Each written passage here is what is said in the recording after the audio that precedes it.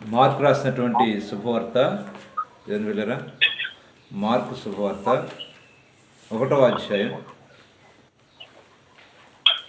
40 వచ్చిన దగ్గర నుంచి 45 వరకు మనం చూద్దాం. ఒక కుష్ఠరోగి ఆయన ఎదుటకు వచ్చి ఆయన ఎదుట మోకాళ్ళుని, నీకు ఇష్టమైతే నన్ను శుద్ధినిగా చేయగలవని ఆయనతో చెప్పి ఆయన వేడుకొనగా, ఆయన కనికరపడి చెయ్యి చాపి వాడిని ముట్టి, నాకు ఇష్టమే, నీవు శుద్ధుడు కమ్మని వానితో చెప్పాను. వెంటనే కుష్ఠరోగం వారిని విడిచెను గనుక వాడు శుద్ధుడాయను. అప్పుడు ఆయన ఎవరితోనూ ఏమీ చెప్పకు సుమి, కానీ నీవు వెళ్ళి వారికి సాక్షార్థమై నీ దేహంను యాజకునికి కనపరుచుకొని నీవు శుద్ధుడైనందుకు మోషే నియమించిన కానుకలను సమర్పించమని వాని ఖండితంగా ఆజ్ఞాపించిన వెంటనే వాని పంపివేసను. అయితే వాడు వెళ్ళి దాన్ని గూర్చి విస్తారముగా ప్రకటించుటకును ఆ సంగతి ప్రచురం చేయుటకును ఆరంభించింది కనుక ఆయన యొక్క పట్టణంలో బహిరంగముగా ప్రవేశింపలేక వెలుపల అరణ్య ప్రదేశంలో నుండెను. నలుదిక్కు నుండి జనులు ఆయన వద్దకు వచ్చిచుండిరి. దేవుని బిడ్డలారా, మా చిన్న ప్రార్థన చేద్దాం. పరిశుద్ధాత్మదేవా, మా ప్రియుడైన యేసే స్వరాన్ని వినాలి అని ఆశగా ఉందయ్యా. నాతో మాట్లాడయ్యా. ఏ స్నానం నడుచున్నా తండ్రి. ఆమేన్. కదండి, ఎంతో చక్కటి దీవెనకరమైనటువంటి భాగం ఇది. ఎందుకంటే మన నిలువెత్తు నిదర్శనంగా ఉంది కుష్టు మన పాపానికి. ఏ భేదము లేదు, అందరిని పాపం చేసి దేవుని యొక్క మహిమను పొందలేని పరిస్థితిలో పడి ఉండగా ఈ కీర్తన మనకి ఆ పాపం ఎంత భయంకరమైందో చెప్తూ ఉంది ఈ భాగం. 40 నుండి మార్క్స్ వార్త 40 నుండి 45 వరకు మనం చూస్తే, ఒక కుష్ఠరోగి ఆయన వద్దకు వచ్చి, కుష్టు వచ్చిన వ్యక్తి కొండ చర్యలోనే జీవించాలి, అది జీవితం ఇక వేస్ట్ అన్నట్టే. కుష్టుని షరాయత్ అనేటువంటి హెబ్రీ పదంతో పిలుస్తూ షరాయత్ అనగా పాపానికి ప్రతిఫలంగా దేవుడు తీసిన దెబ్బ అనే మాట రాయబడింది అక్కడ. పాపానికి ప్రతిఫలంగా దేవుడు తీసిన దెబ్బ అది.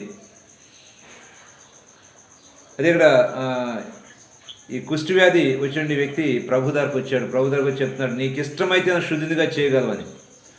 దేవుని యేసయ్యకి ఇష్టమే మనం బాగుపడటం. యేసయ్య దగ్గరకు వచ్చాడు, ఏ వ్యక్తిని కూడా ఆయన త్రోసివేయలేదు. అందుకని అన్నాడు, నాకు ఇష్టమే, నువ్వు శుద్ధుడు కమ్మని చెప్పాడు. యేసయ్య దగ్గరకు వచ్చి పలానా సమస్యలో ఉన్నాను ప్రభువా అంటే ఆ సమస్యను ఖచ్చితంగా పరిష్కరించే దేవుడు అయ్యున్నాడు ఆయన. నిజంగా ఈ కుష్టి వ్యాధి ఏ మానవుడు పరిష్కరించలేనటువంటి వ్యాధి ఇది. ఆనాటి దినాల్లో ఈ వ్యాధి వస్తే ఇక చనిపోవటమే తప్ప మరో ఆప్షన్ లేదనమాట. ఆ పరిస్థితిలో ప్రభు దగ్గరికి వచ్చినప్పుడు అంతకుముందు ఎవరు కూడా ఈ విధంగా స్వస్థపడినట్టుగా దాఖలాలు లేవు. ప్రభు దగ్గరికి వచ్చి వేడుకున్నప్పుడు మాత్రమే ప్రభు అతను పరిపూర్ణంగా శుద్ధుడు చేసినట్టుగా మనం చూస్తూ ఉన్నాం. కుష్టు రోగము వాడిని విడిచేందు కనుక వాడు శుద్ధుడు ఆయన. చూడండి, ఒకసారి మనం సంఖ్యాకాండం 12వ అధ్యాయానికి వెళ్దాం. సంఖ్యాకాండం 12వ అధ్యాయం, 2వ రాజు గ్రంథానికి కూడా వెళ్దాం. మనం మొదటిగా సంఖ్యాకాండానికి వెళ్దాం. 12వ అధ్యాయం.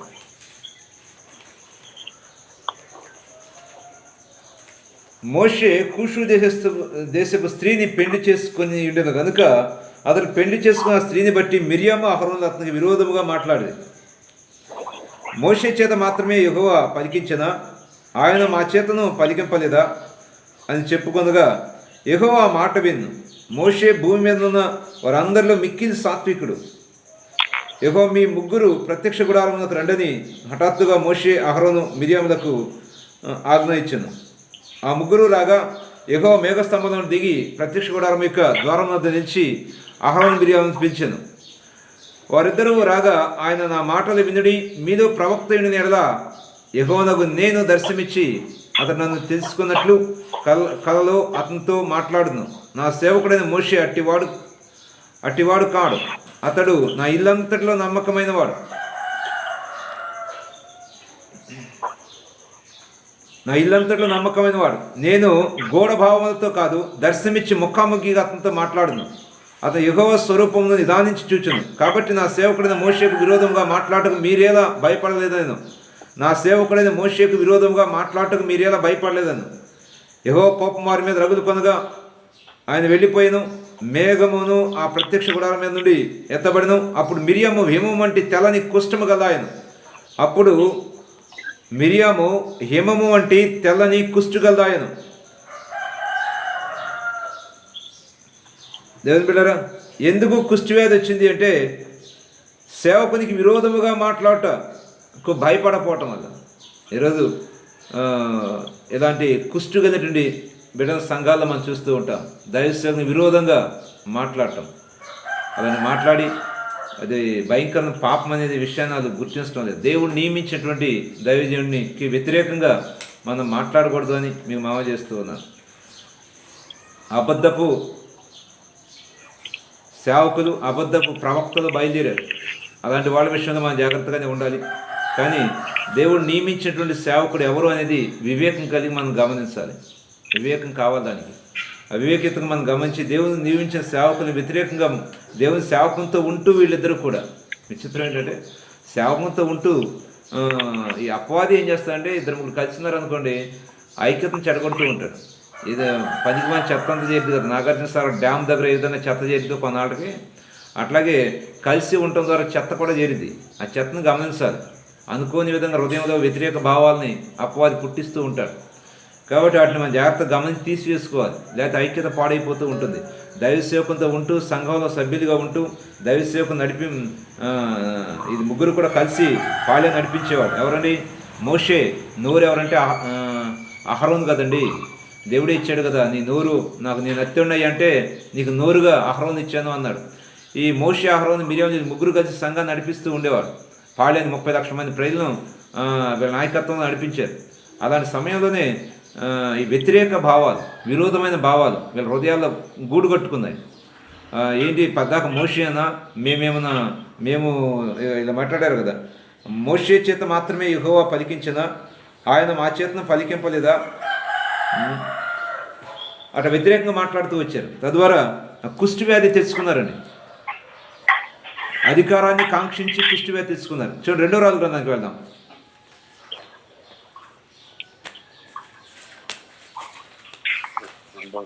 అందుకని బెటర్ అని చెప్పమంటారా? చక్కగా దేవుని సేవలో సహకారులుగా ఉండటం. అందుకని కష్టమైపోయిందని చెప్పమంటారా? సేవకులుగా ఉండటం. దేవుడి నియమించి సేవకు నిలబడటం చాలా కష్టమండి బాబు. చాలా హార్డ్ వర్క్ అది. చూడండి, 2వ రాజులో 5వ వచనం అనుభూతిలో చెప్తున్నాను. ఇక్కడ సిరియా రాజు సైన్యాధిపతి నయమాను అని ఒకడుండెను.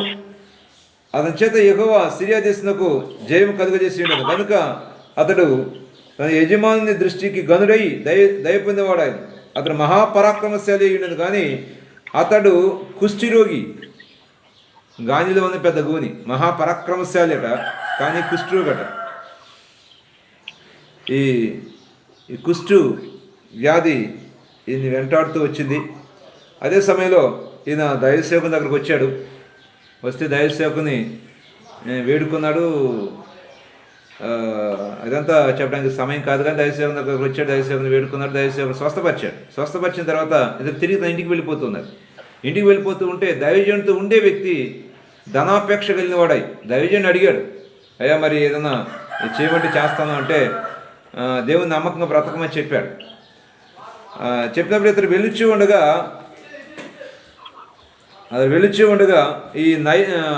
ఈ ఎలీషా యొద్ద ఉన్నప్పుడు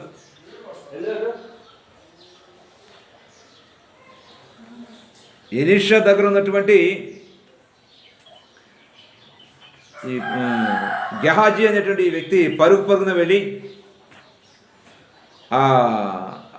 ఆయన ఇచ్చేటువంటి వాటిని ఆశించి పరిగెత్తాడు. కేవలం 2 మణుగుల వెండియు 2 దుస్తుల బట్టలను దయచేయమని సెలవిచ్చాడు. నయమాను నీకు అనుకూలమైతే రెట్టింపు 23వ వచనం, 2 రాజులు 5:23వ వచనం.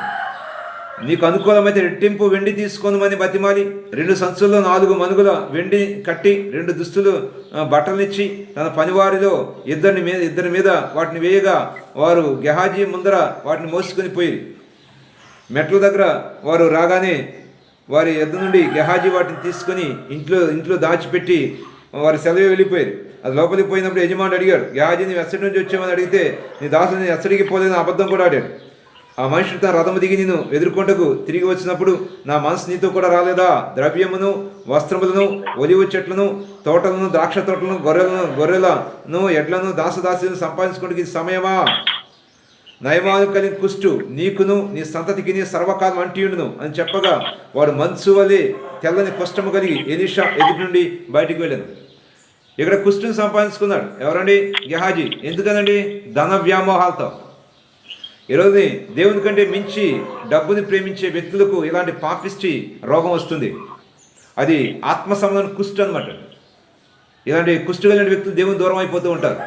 ఆనాడు కుష్టు వస్తే ఏ విధంగా అయితే పాలు నుండి బయటకు తోలేసేవాళ్ళు, అలాగే చావాలని నియమం పెట్టేవాళ్ళు, ఈ ఊళ్ళోకి ఎంటర్ కావడానికి వీల్లేదని చెప్పేవాళ్ళు, అదేవిధంగా ఇలాంటి కుష్టు కలిగిన వాళ్ళు కూడా నిశ్చయంగా దేవునికి దూరం అయిపోతారు. వీళ్ళు దూరం అయిపోవడమే కాకుండా ఈ కుష్టి వ్యాధిగ్రస్తుడికి దూరంగా ఉండి మాట్లాడాలి కదా, పాపం వాళ్ళ దగ్గరగా ఉండి మాట్లాడటం, ఇలాంటి కుష్టి మరొకరు కూడా వ్యాపించే ప్రమాదం ఉంది.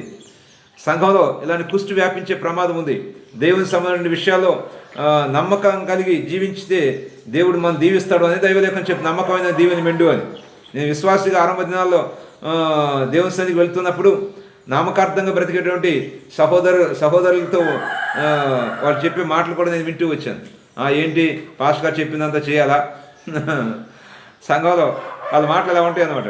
పాస్టర్ గారు చెప్పేది దేవుని వాక్యం ప్రకారం చెప్తున్నారు, ఆ వాక్యం లోపడని ఆలోచన వాళ్ళకు ఉండదు అనమాట.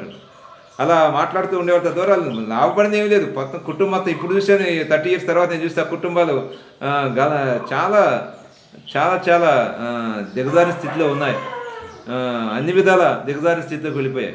కానీ దేవుని వాక్యంలో ఏదైతే రాయబడిందో దైవసేవుడు ప్రకటిస్తూ ఉండగా దానికి లోబడినటువంటి నా జీవితం దీవించబడుతూ వచ్చింది. దేవుని మీద వాక్యానుసారంగా చెప్తూ నమ్మకమైన దేవుని మెండు అని చెప్తుండగా నువ్వు నమ్మకంగా దేవుని ఎందుకు ప్రార్థన చేయవు? నమ్మకంగా దేవుని ఎందుకు నీ సామర్థ్యాన్ని ఖర్చు పెట్టావు? నీ ఉద్యోగానికి వ్యాపారానికి ఖర్చు పెట్టావు? దేవుని నీ సామర్థ్యాన్ని ఎందుకు ఖర్చు పెట్టావు? దేవునికి ఇవ్వాల్సిన దశమ భాగాలు, అర్పణలు, కానుకలు, కృతజ్ఞత అర్పణలు దేవునికి ఇవ్వాల్సిన ఎందుకు నువ్వు ఇవ్వవు? ఎందుకు అక్కడ నమ్మకంగా నువ్వు ఉండలేకపోతున్నావు? దేవుని నమ్మకంగా ఉంటే నిశ్చయంగా నువ్వు దీవించబడతావు కదా. ఎందుకు కుష్టి వ్యాధికి మనం లోను కావాలి? కుష్టము కుష్టు అనే మాట చరాయిత్ అనేటువంటి హెబ్రీ పదం తీసుకుని రాబడింది కదా. కుష్టి వ్యాధి అంటే పాపానికి ప్రతిఫలంగా దేవుడు తీసే దెబ్బ.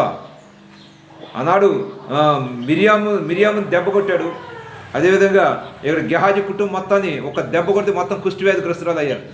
కుష్టి వ్యాధి నింపబడ్డారు.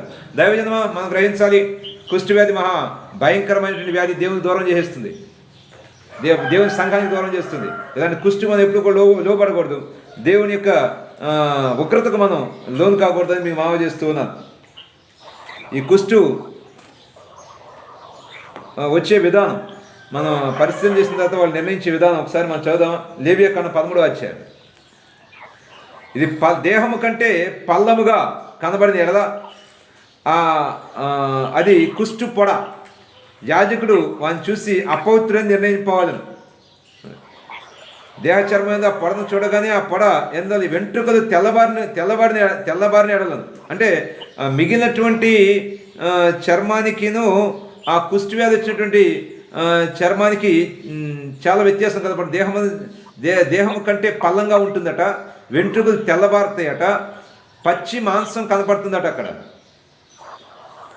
అదంతా కూడా పుండుగా ఉంటుందని కుష్టుగా నిర్ణయించబడాలి. వీళ్ళు సంఘంలో కూడా నిశ్చయంగా వీళ్ళు వ్యత్యాసంగానే కనపడుతూ ఉంటారు. వీళ్ళు దేవుని వాక్యానుసారంగా జీవించరు. వాళ్ళ రంగుగా వాళ్ళ వ్యక్తిత్వం, రంగు అంటే వాళ్ళ వ్యక్తిత్వం అండి, వాళ్ళ వ్యక్తిత్వం డిఫరెంట్గా కనపడుతూ ఉంటుంది. కాబట్టి మనం జాగ్రత్త పడవలసిన ఆవశ్యకత ఉంటుంది అనమాట. అలాంటి వ్యక్తిత్వం మనలోకి వచ్చినప్పుడు మనం జరాబిడ్డ జాగ్రత్తగా ఉండాలి. అధికారాన్ని కాంక్షించిన కుష్టి వస్తుంది, ధన వ్యామోహాన్ని కాంక్షించిన కుష్టి వస్తుంది. కుష్టి వచ్చినప్పుడు ప్రభు దగ్గర రావాలి, ప్రభు పాదాల దగ్గర పడాలి, ప్రార్థన చేయాలి.